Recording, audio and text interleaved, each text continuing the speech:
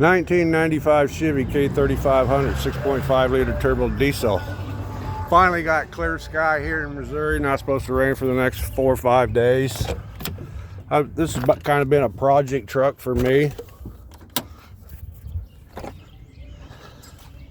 Last summer I had head gaskets go out of it.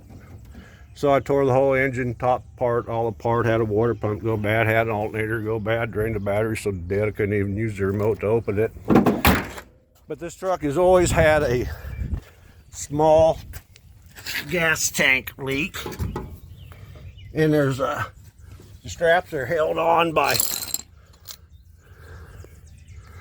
5/8 socket. I did see if they would break loose. They seem to have.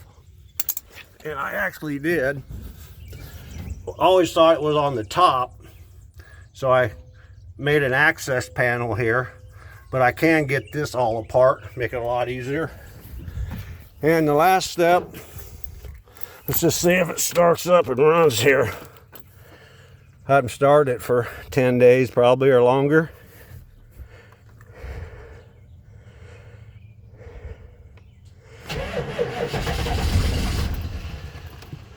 Almost.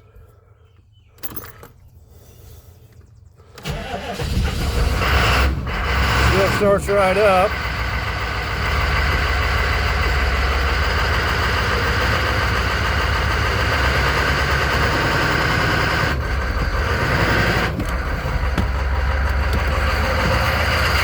I did give me a little extra clearance there, put some 2x6s underneath the wheels for driving up on. So let's just see what happens with a gas tank repair.